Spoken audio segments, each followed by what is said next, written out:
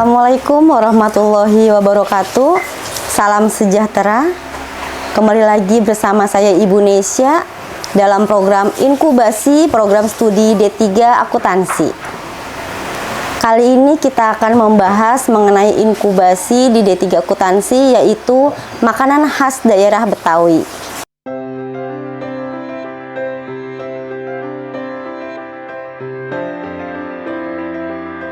Siti Kamila, seorang mahasiswa Universitas Pamulang semester 6 yang berprofesi sebagai guru pribadi. Siti Kamila juga memiliki usaha sampingan, yaitu berjualan makanan khas daerah. Profesi menjadi wirausahawan sudah ia lakukan selama 2 tahun belakangan ini.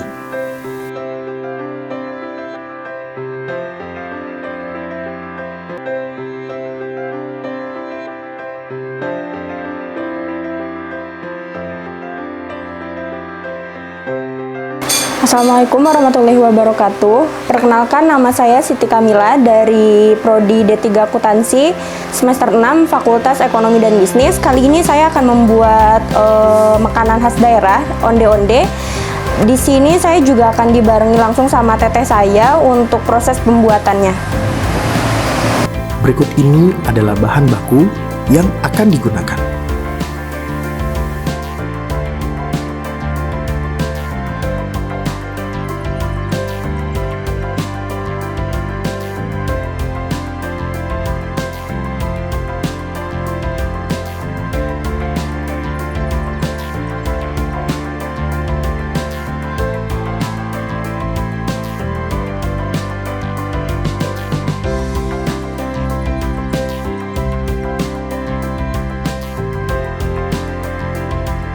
Oke, untuk langkah pertama kita menyiapkan dulu tepung ketannya 500 gram, kemudian ada baking powder setengah sendok makan, kemudian juga ada garam setengah sendok makan.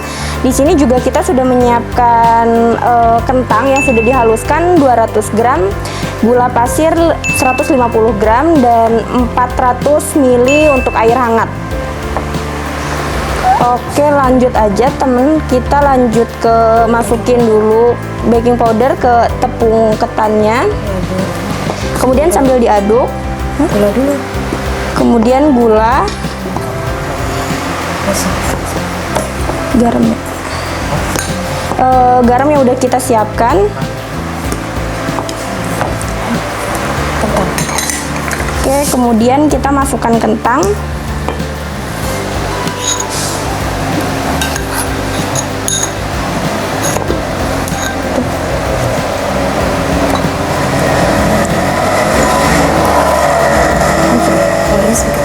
Setelah selesai kita lanjut masukkan air, tapi sedikit-sedikit untuk prosesnya. Sambil diaduk ya.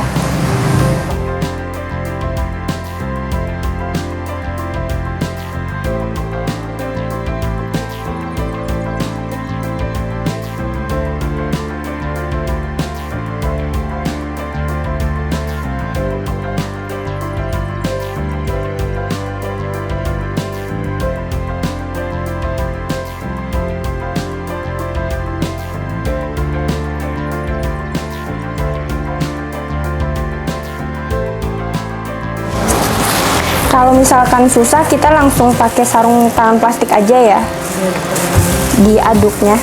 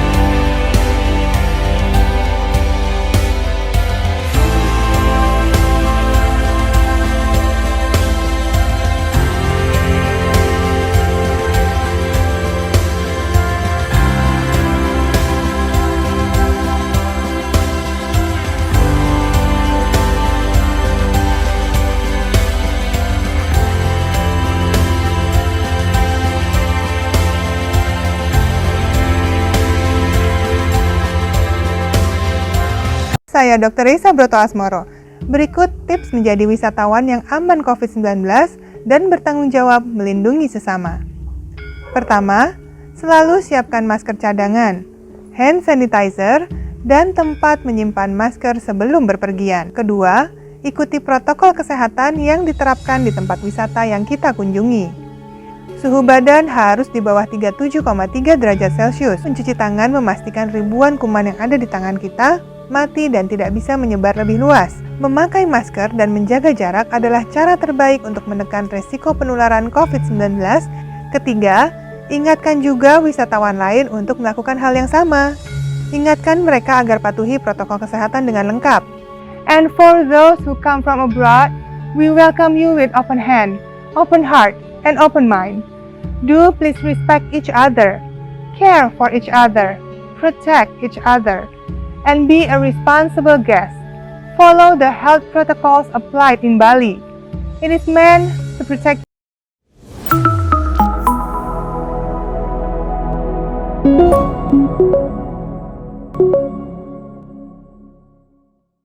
Di tengah pandemi ini, kita sebagai mahasiswa harus tetap berinovasi dalam segala bidang agar kita dapat bertahan sekaligus menyesuaikan diri terhadap keadaan sekitar. Banyaknya pengangguran menjadi tantangan tersendiri bagi saya untuk tetap terus berpikir bagaimana caranya memenuhi kebutuhan ekonomi. Dan menurut saya, menjadi wirausaha menjual makanan khas daerah adalah salah satu langkah yang tepat. Setelah tadi dicampurkan semua bahannya, habis itu kita langsung di bulat-bulat. Oh iya, ini juga harus ditimbang sekitar 35. Ini kita prosesnya pakai tangan karena sebelumnya sudah cuci tangan dulu juga. Baru habis itu kita gulung-gulung dulu, ditaruh di sebelahnya untuk nanti dimasukkan isiannya. Kemudian setelah kita bulat-bulatin, kita langsung kasih isian. Di sini ada kacang hijau yang sudah kita haluskan. Untuk proses pembuatannya, karena memang memakan waktu, jadi kita sudah menyiapkan bahan halusnya. Kalau misalkan teman-teman di rumah mau membuat kacang hijaunya, untuk prosesnya itu pertama 1 jam kita rendam dulu. Setelah direndam, kita baru direbus, dikukus. Kemudian setelah dikukus kita haluskan, bisa menggunakan manual ataupun alat-alat yang lainnya. Setelah itu kita langsung bulat-bulat, kemudian di tengahnya dibolongin untuk masukin isiannya seperti ini, kemudian dibulatin lagi.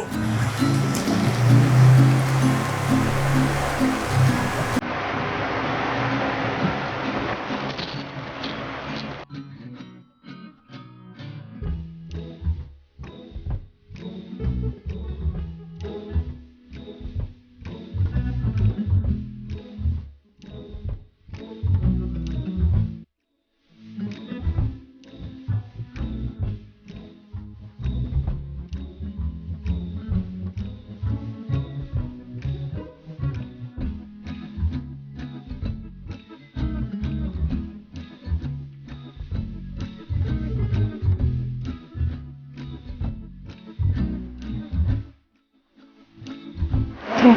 Setelah semuanya sudah diisi kacang hijau, kita langsung masukkan ke biji wijen sampai semuanya dilumuri biji wijen.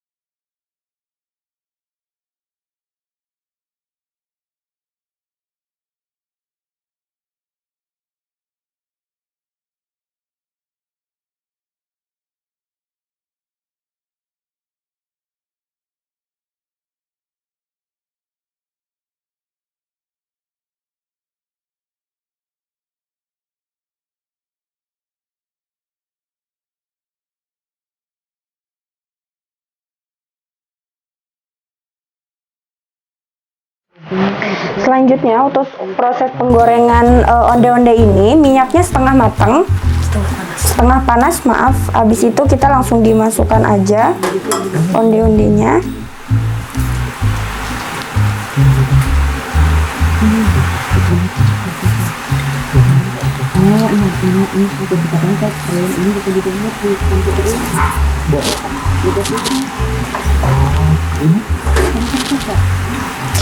Untuk awal-awal onde-ondenya itu diaduk pelan-pelan supaya biji wijennya nggak lepas ya.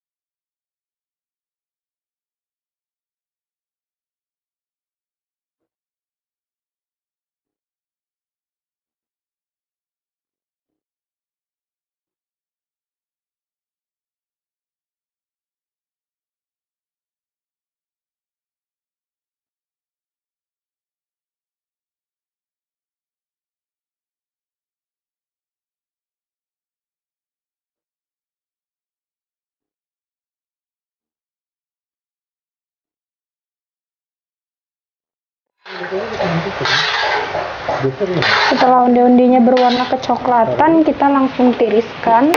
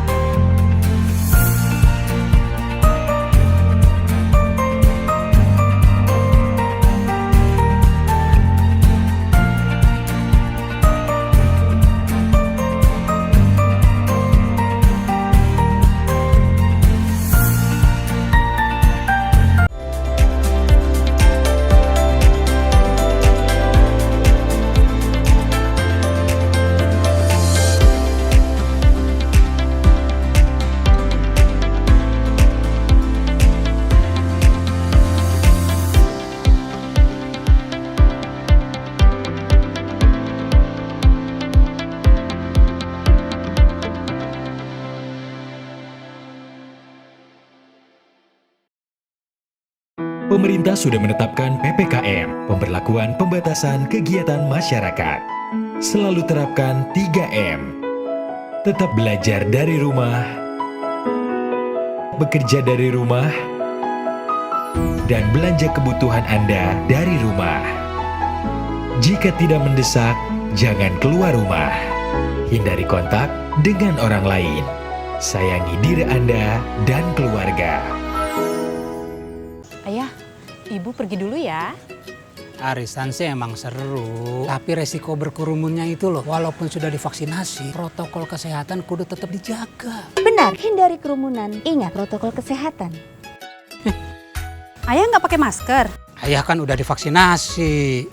Ayah, walaupun sudah divaksinasi, tapi protokol kesehatan tetap kudu dilaksanakan. Nih, pakai. Ayo. Benar, tetap pakai masker. Ikuti protokol kesehatan. Sore Mas, sore Kak. Cuci tangan dulu, ganti baju. Jangan sampai bawa virus dari luar kamu. Tuh, dengerin. Loh, Mas sama Kakak kan sudah divaksinasi. Walaupun sudah divaksinasi, tapi protokol kesehatan tetap kudu dilakukan. Benar, walau sudah vaksinasi, protokol kesehatan harus Tuh. tetap dilaksanakan agar Anda dan saya tetap terlindungi. Tetap disiplin dengan protokol kesehatan 5M. Corona ini tidak mengenal agama ya, tidak mengenal umur, tidak mengenal kedudukan, tidak mengenal jenis kelamin, semua sama. Kalau bicara pandemi ini kan secara global ya, maka ini semua menjadi kebutuhan dan tuntutan manusia di segala bangsa, bahwa sampai hari ini untuk pencegahan dan penurunan dari epidemi COVID-19 adalah dengan melalui vaksin. Vaksin itu adalah pelindung buat kita. Supaya kita tetap sehat, supaya kita bisa tetap beraktivitas. Lansia ini adalah kelompok rentan ya, jangan takut untuk divaksin.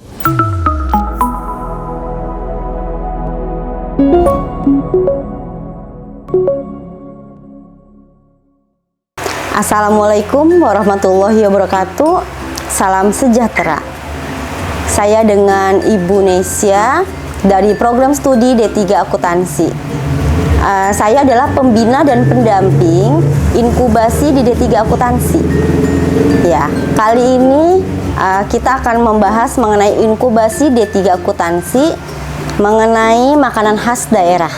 Di depan saya sudah ada onde-onde yang isinya kacang hijau, kemudian ada wajik gula merah.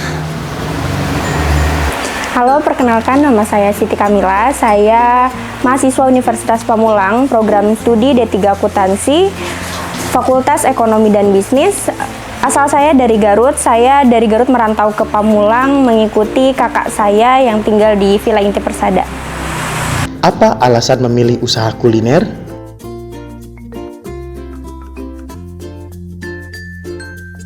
Usaha ini saya rintis sejak 1 tahun yang lalu, berawal dari pandemi yang mengharuskan saya untuk mencari tambahan. Dan kenapa saya akhirnya memilih untuk berjualan makanan ini? Karena makanan ini kebutuhan pokok manusia, sehingga dalam kondisi apapun itu pasti orang-orang akan mencari makanan. Bagaimana cara memasarkan usaha kuliner tersebut? Untuk proses pemasaran, saya memanfaatkan aplikasi WhatsApp untuk memasarkan dagangan-dagangan saya. Kemudian juga di hari-hari tertentu, saya juga selalu memasang etalase di depan halaman saya ketika ada orang yang lewat atau ketika ada orang-orang olahraga, saya pasti menawarkan dagangan saya. Makanan khas apa saja yang diperjualbelikan? Makanan khas yang saya jual di sini ada apem, ada wajik, kemudian juga ada kue cucur, kue putu, ada risol isi sayur, risol isi bihun, ada pastel, ada uli, tape ketan hitam, ada peye juga, ada brownies kering, dan macam-macam makanan khas atau kue khas lebaran seperti nastar. Makanan apa yang menjadi favorit pelanggan? Dari sekian banyak yang sudah saya sebutkan tadi, memang yang paling banyak peminatnya itu ada wajik gula merah, ada juga tape uli dan ketan. Berapa kisaran harga makanan yang diperjualbelikan? Untuk kisaran harga yang saya jual itu dimulai dari 2.000 sampai 60.000. Untuk item yang saya jual di harga 2.000 ada onde-onde, risol, pastel, kue putu, kue cucur. Kemudian juga di harga 4.000 ada uli, di harga 10.000 itu ada tape uli juga. Kemudian di harga 40.000 itu ada wajik gula merah untuk setengah loyang. Kemudian di harga 60.000 ada wajik ukuran 1 loyang penuh. Kemudian juga ada 60.000 untuk item-item seperti makanan-makanan khas lebaran lainnya. Bagaimana proses pemesanan?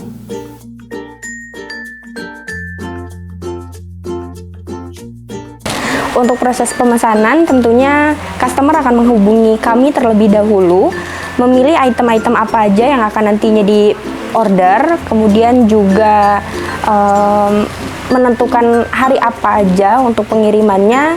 Tapi umumnya memang 1 hari sebelum hari H customer sudah memilih dan besoknya kita sudah bisa mengantarkan makanan-makanan itu. Adakah minimal pemesanan?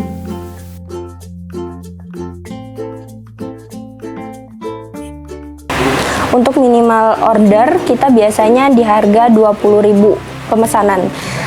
Untuk jarak biasanya itu kita sekitaran rumah atau paling jauh itu Pamulang Victor. Kemudian juga untuk di jarak yang jauh itu memang biasanya 20.000 ke atas, atau bisa juga kebanyakan sih umumnya itu di 50.000 ke atas.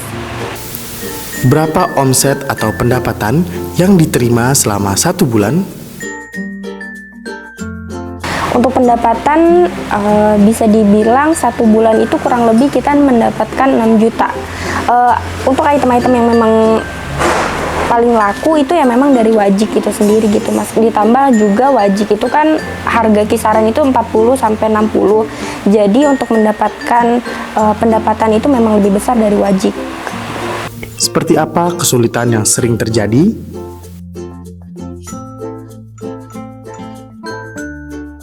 Untuk kesulitan sendiri yang dihadapi itu ketika proses pembuatan ya, entah itu karena bahan-bahan yang sulit, kemudian juga proses pembuatannya karena memakan waktu yang lama juga, jadi akhirnya ada yang nggak jadi atau ada juga yang rusak.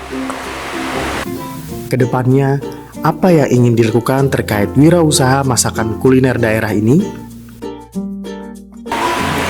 Harapan saya sebagai mahasiswa Universitas Pamulang, semoga kedepannya saya bisa melanjutkan lagi kuliah saya ke jenjang yang lebih tinggi di S1 Universitas Pamulang. Kemudian juga karena sekarang ada S2-nya, saya juga memacu untuk bisa melanjutkan ke jenjang yang lebih tinggi lagi. Kemudian untuk usaha saya, harapannya semoga semakin maju, dapat menginspirasi juga teman-teman yang lainnya untuk bisa berusaha, kemudian bisa sampai buka toko lah Mas. Untuk teman-teman mahasiswa segera bergabung di program inkubasi kewirausahaan yang ada di program studi D3 Akuntansi. Ayo berwirausaha.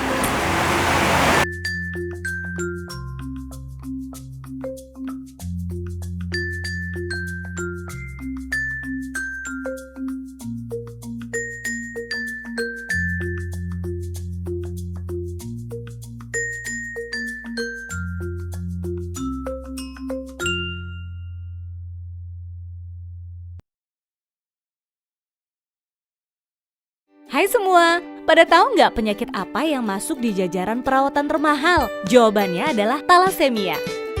Talasemia adalah penyakit tidak menular yang berupa kelainan darah turunan, di mana usia darah merah lebih pendek dari normal. Jadi, sel darah merah mudah rusak dan penderita harus transfusi darah seumur hidup. Talasemia diturunkan kalau pembawa gen punya anak dengan sesama pembawa gen juga. Makanya, deteksi dini deh, biar tahu kita punya gen talasemia apa enggak.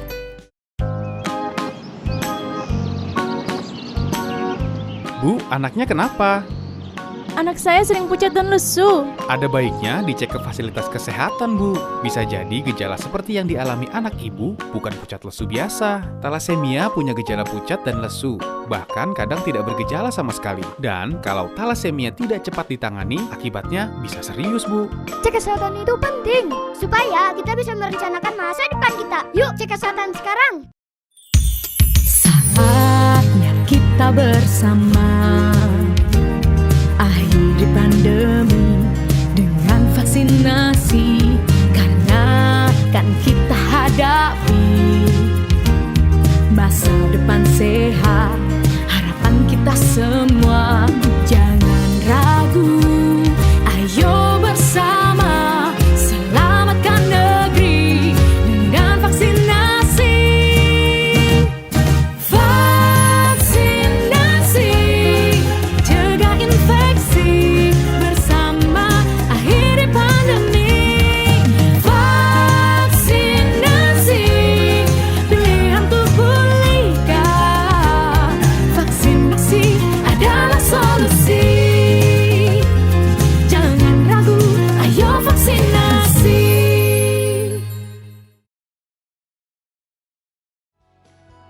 Hai Healthies, tahu gak sih kalau vaksinasi itu penting untuk mencegah penyebaran COVID-19?